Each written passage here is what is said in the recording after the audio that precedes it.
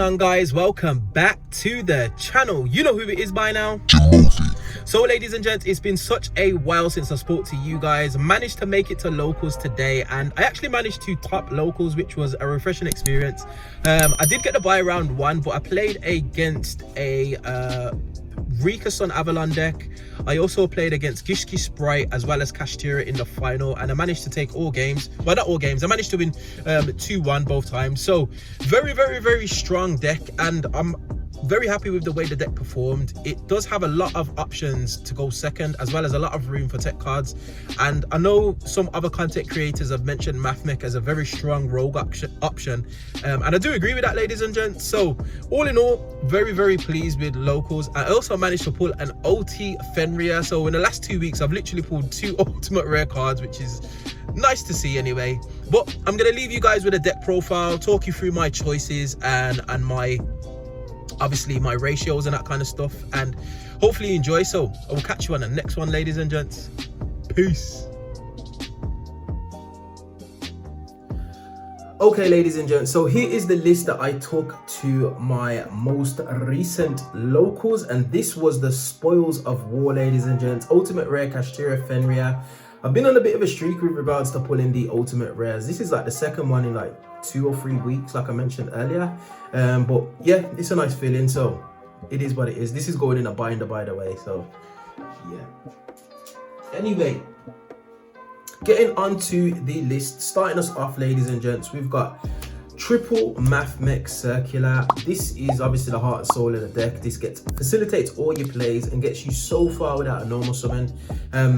I think what's good about this deck is, unlike a lot of Cyburst decks, you can play for a lot of low impact hand traps. So like Imperm, Ash Blossom, Effect Veiler, those kind of hand traps that typically trade 1 for 1, you can play through, and it is down to this card just being able to get so far without a normal summon, while setting up your graveyard for your super factorial is just the key to allowing this deck to function. And this card essentially facilitates that, so definitely a free of. I wouldn't play any more or any less than 3, so yeah. Next heart and soul of the deck, which is the Mathmech Diameter, which is basically Coach Soldier Wolfbart for the archetype. It allows you to reborn a Mathmech on normal summon, so very powerful. Also gives you XCs and your synchros a Omni negation, Omni effect negation, which is very useful, as you would know if you played this deck. Super fantastic card. It would be good if you got an OTS super, but we'll keep an eye out for that.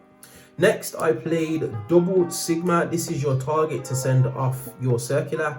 Obviously, it's got its graveyard recursion, and it allows you to play out the graveyard, which is really useful. Obviously, if you overlay it into an XYZ monster, it doesn't get banished when it uses its effect to summon itself, because it becomes a material. So super useful card. Again, I probably would only ever play 2 because my Mathmech count isn't that high, ladies and gents, as you'll come to see with the rest of the extenders, which is Mathmech Subtraction. Again, this is just an extender. It's also a small world bridge. Spoiler alert, I am playing small world in the deck, ladies and gents, and obviously Subtraction is a bridge for that, as well as the addition.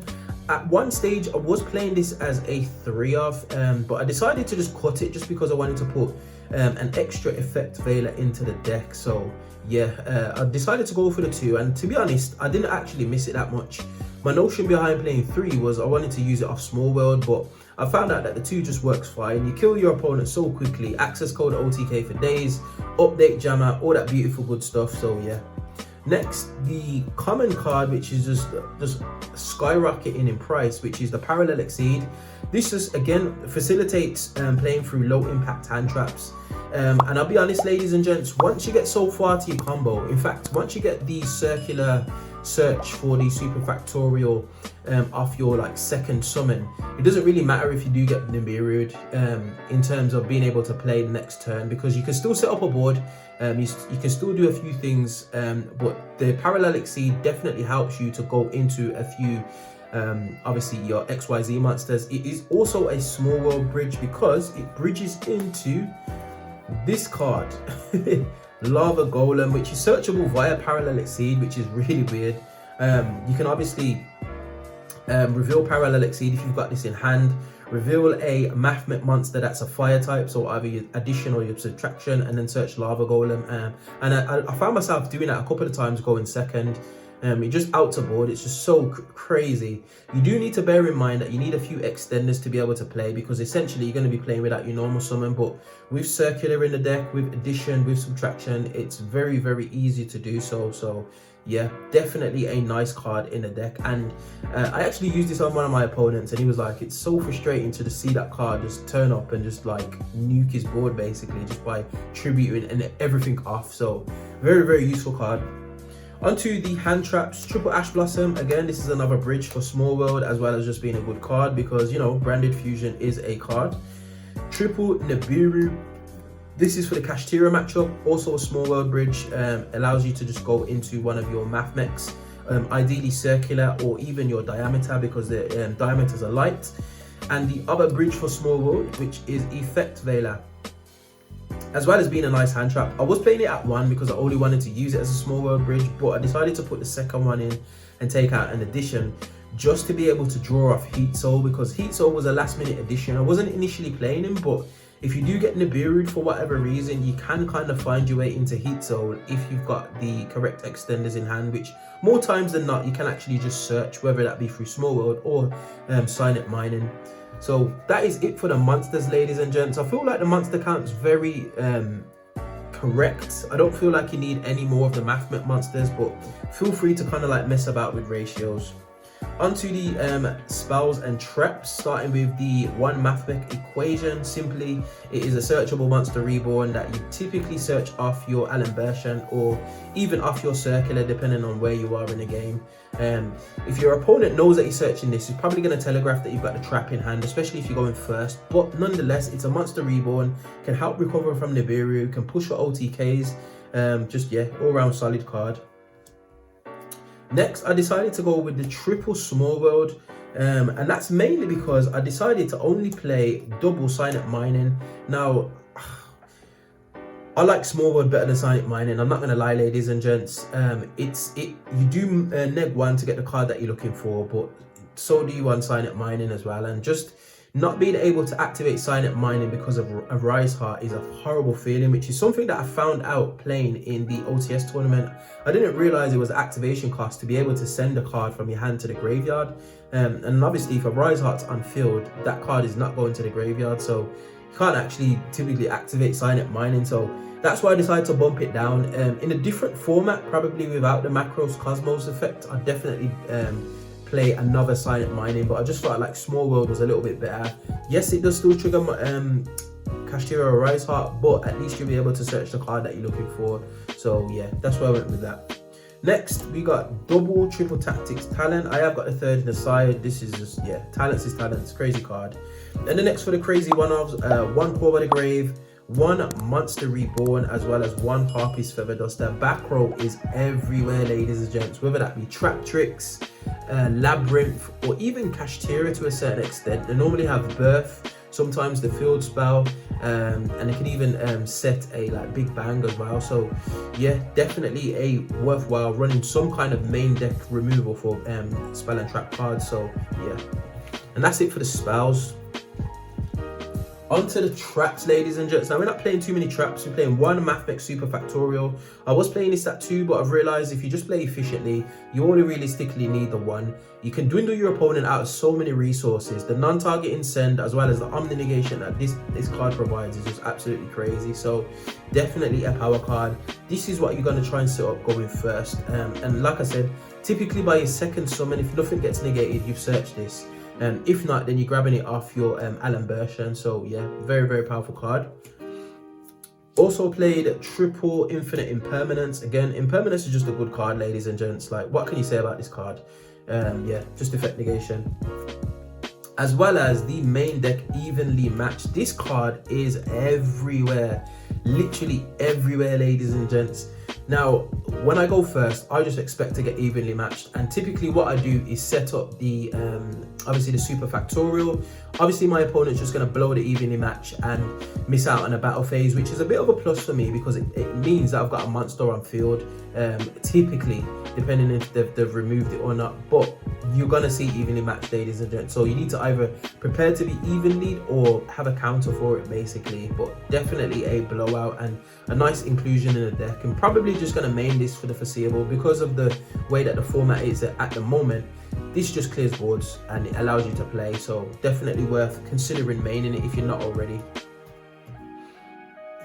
And then next, ladies and gents, on to the extra deck. Now, I haven't actually sorted this extra deck out in the way that I wanted to, so we're just going to go straight into it. So we're going to start off with the XCs, which is probably the heart and soul of the deck. Your Prime Mathmech Alan version, as well as your Prime Mathmech Laplacian. I do own 1 and 1, like I said. I've previously profiled this deck on the channel, and I had these when the deck initially came out and there was just nothing, and now they've just skyrocketed. So yeah, I got the next gold Allen version, but like I said, ladies and gents, your turn 1 combo would typically go through at least 1 Allen version, and then you can get the second Allen version as a bit of a follow-up to either search for an extender or a starter. Laplacian is effectively what just makes this deck work. It's Trishula with an Omni Negate attached to it, because typically you're going to be summoning Diameter. So very, very powerful set of cards, ladies and gents. And definitely you can actually play about with these ratios and include a second Laplacian. But what I found is if you're playing it efficiently, like I've mentioned before, you can just play around it, ladies and gents, and you can kind of just kill your opponent on like turn 3 basically. And I don't actually play any time cards because this deck just kills like decks so quickly, it's ridiculous. Access code Talker OTK is a real. So for the link ones, we play 1 Link Disciple, 1 Link Devotee, as well as the 1 Lingaribo. This is nice. I traded with evenly matched so many times just because I had Lingaribo on board, ladies and gents. It's actually ridiculous.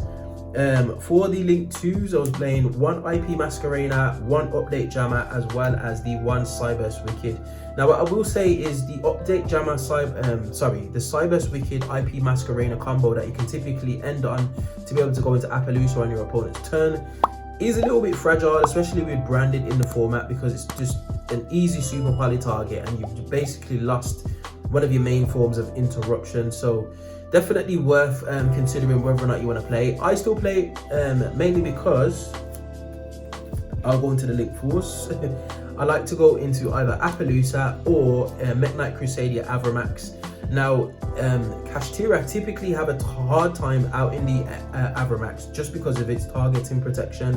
And if you couple that with IP Masquerena, it's very, very difficult to get over.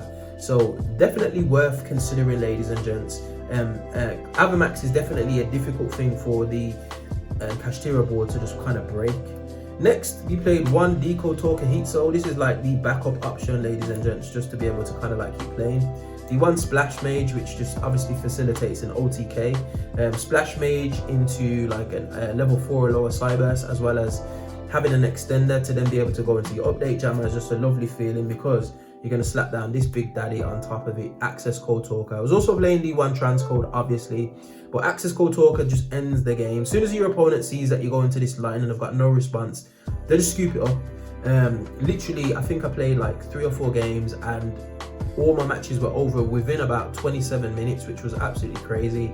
Yeah. And that is it, ladies and gents. First place deck profile. Mathmech, definitely a strong deck still. I've been looking at a few profiles online and the deck is actually still topping, which is absolutely crazy.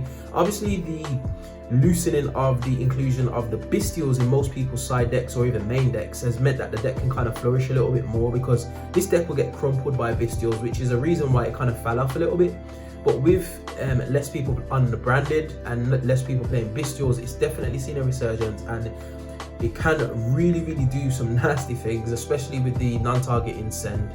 But anyway, ladies and gents, we find ourselves at the end of another video. As always, if you do like this content, you know what to do by now. Hit that like button, share, subscribe, all of that beautiful good stuff. And I will definitely see you guys on the next video. Hope you enjoyed. Peace.